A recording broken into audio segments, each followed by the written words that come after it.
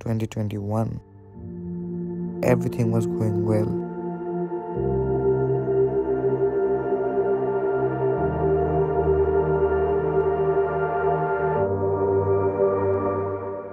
And then 2022 came. We all hoped that everything will be back to normal.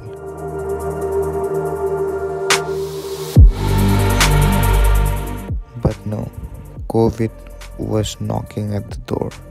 And as expected, it hit again. Just a month ago, Africa was reporting its lowest number of cases in 18 months.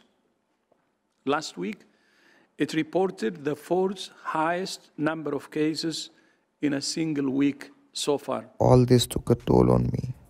Schools were closing again, online classes were starting again. All the projects, all the studies, everything was just taking a huge toll on me.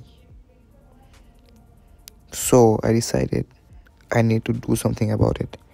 I need to be creative, or at least try to be creative. So what did I do? I posted a question sticker on my Instagram. Last year was good, but the starting of this year, not so good. Not good at all. I tripped and I fell.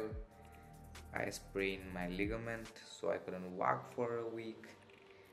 It was very difficult for me, both physically and mentally.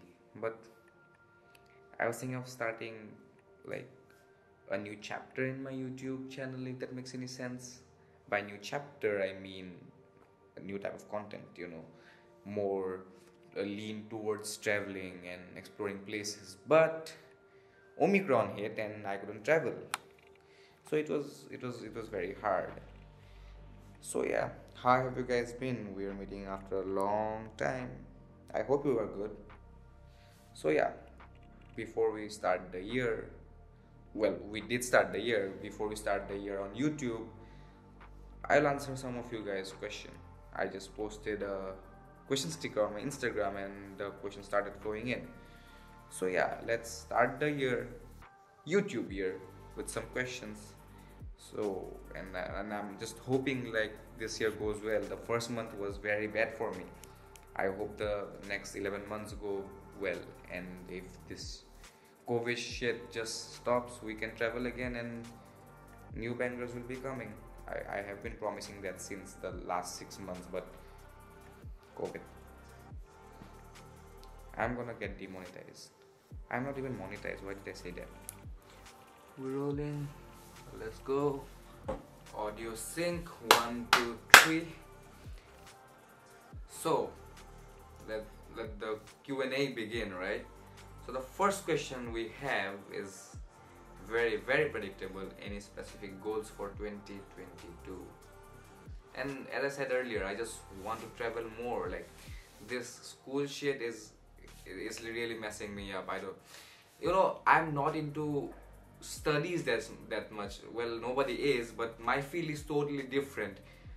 All the things that I'm gonna study after my class 12th, that's not connected at all. So I don't care much, but still I have to do it, because marks.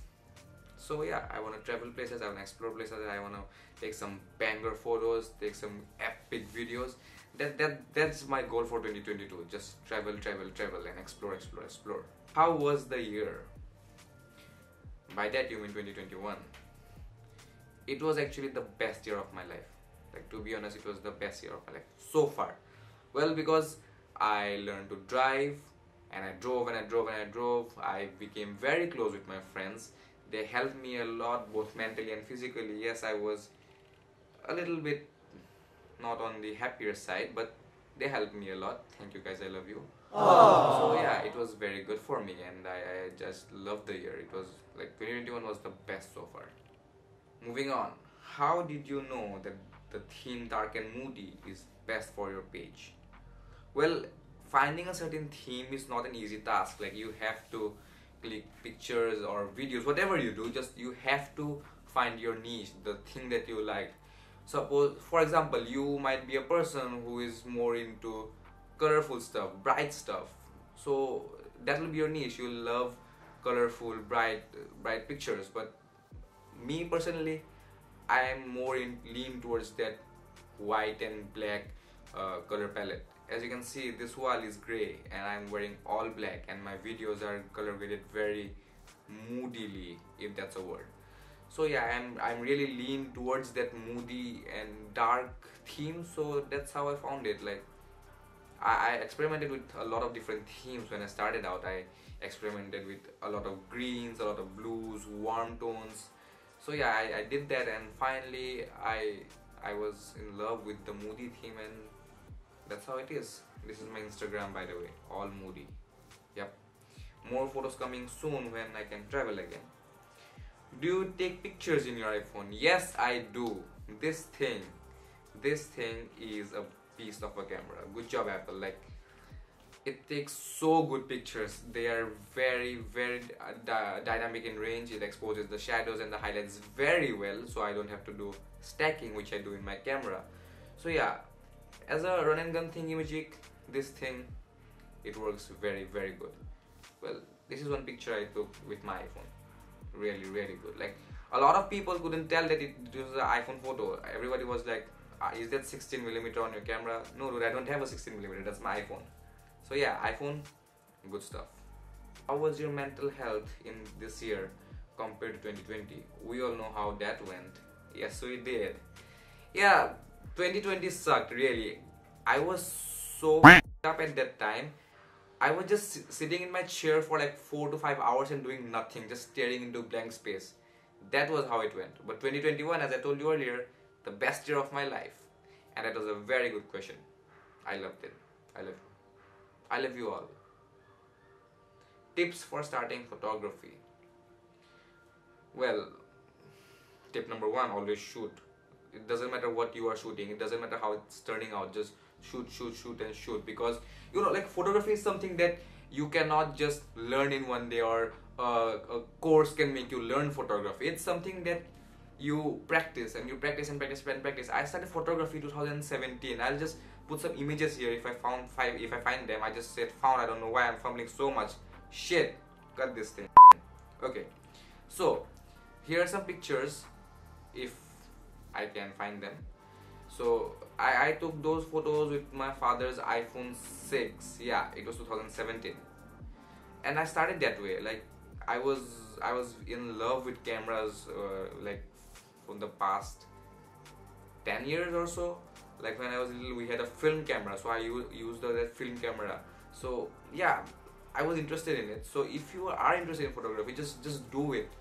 Do whatever you want, just do it. Not even photography, do whatever you want. And moving on to the question, tips for starting photography. So click pictures with anything, your phone, your mom's phone, your dad's phone, doesn't matter. You have a GoPro, click pictures with that GoPro. You don't need a camera. Yes, you need a camera for a good dynamic range or a good depth of field and shit like that, because a good camera always helps you, but it's just an instrument. It's just a medium used for taking good photos, but you can take photos anywhere. Just like I said in the last question, I use my iPhone a lot. So you use your phone, just click pictures, and you have to find your niche. Just like I found my dark and moody theme, you have to find yours, because you just cannot go one photo, like you just cannot go and mix themes up. Suppose you take dark and moody pictures and then you mix bright and colorful pictures with it, that will never go well. Just find your niche, work on that, practice. And the number 1 tip I want to give you guys is always shoot manual. The iPhone camera doesn't have a manual mode, so I use Lightroom. Lightroom has a camera, so you can use the manual mode.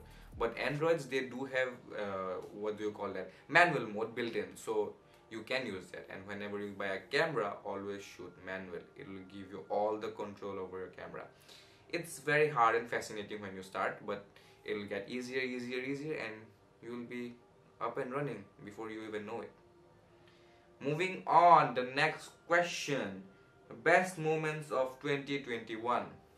Driving, hanging out with my friends, eating a lot, driving again, hanging out with my friends again, eating a lot again. That's what I did the whole year.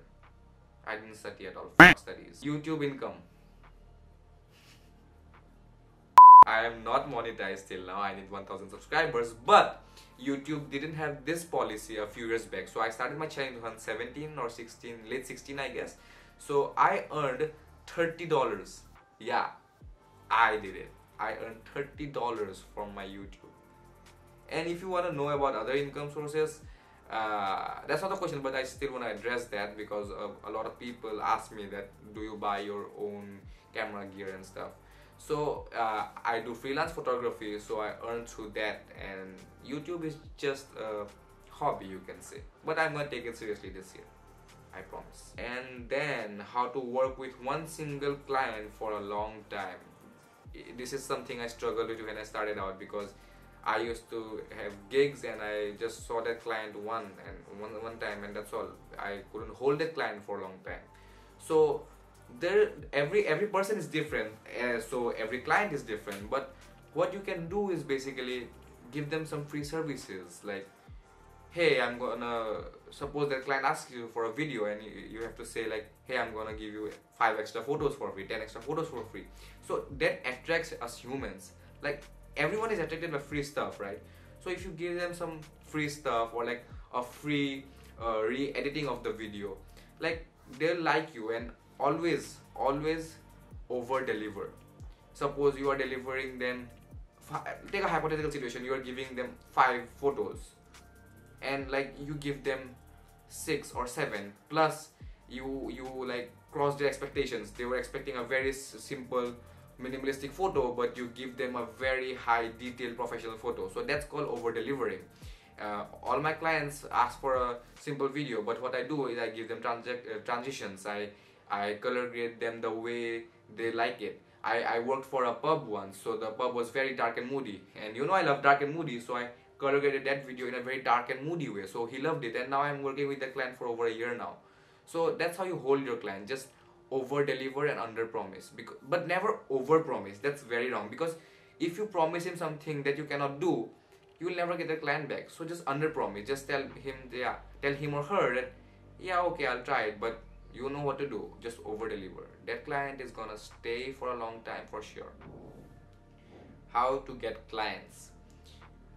Well, there is no easy way in getting clients. I struggled a lot during the first months of getting clients, but if you get one client, it's just a train that has left the station, because word of mouth, it all works with connections. You have one client, that client is gonna give you 2 more clients, those 2 more clients are gonna give you 5 more clients, and that's how it works. But finding that first client, that's very difficult. You have to email them, you have to DM them, you have to call them even sometimes, asking that do they want your services or not. I DM like hundreds and hundreds of people in my area. I DM restaurants, I DM car, dealerships, I DM pubs, and lastly I got some clients, and they are with me, and they gave me 5-6 more clients, and that's how it works. And always make your portfolio strong, because your portfolio is going to reflect your work. So if you have your family pictures in your Instagram, the client will never know the photos or videos you can deliver. So make your Instagram very professional, because that will be your portfolio. And if you don't want to make your Instagram professional, just create a website and make it your portfolio. Just send them your portfolio. Portfolio really matters. Are you seeing someone? Yes, I am seeing someone, but that person is not seeing me. How did you get into photography and filmmaking? Just like I said earlier, I was into photography since I was a kid, but when I started doing it professionally, that pulled me towards videography, and now I think I'm pretty good at it, but not up to the mark according to me. But that's how I started filmmaking. But photography, I was born with it. Any YouTube related goals? Yeah, post regularly. Like, not regularly as in every day, but I want to post 2-3 times a month. At least I want to be regular so that I can, grow my YouTube channel more. I want to travel more, and yeah, upload regularly. Just whatever I do, I just want to upload my videos. When are we gonna see some FPV drone footage? That's a very good question, but I don't think we're gonna see that anytime soon, because FPV is hard and expensive, because a normal drone costs like $1,500, but an FPV drone costs around that much, but when you break it, that's gonna cost you more than $5,000-6,000, because FPV is very, very fragile and you're gonna crash it. I'm gonna crash it. So yeah, FPV, yeah, that's a very good thing to learn, and it gives very dynamic videos, but it's hard and it's expensive. So I don't think so we're gonna see FPV for another 2 years. Maybe, we do not know. It might come, it might not. Are you buying the Mavic 3? If you can give me $6,000, I will. So that wraps this video up. I hope I didn't fumble as much as I do, because when I go with the flow, I do fumble a lot. I hope I didn't do that in this video. So anyways, that was my first video of 2022. I hope you guys... see, I'm fumbling again. Shit. I hope I see you guys again. I'll see you soon. I will obviously see you guys again, but I do not know when I'm gonna upload again, but still I'm gonna see you guys. That's that. So yeah, thanks for watching this video. Leave a like and comment down below if you want me to change anything with my videos and what type of videos you want to see next. Share this video. Thanks for watching. Subscribe to my channel, and I love you. Bye.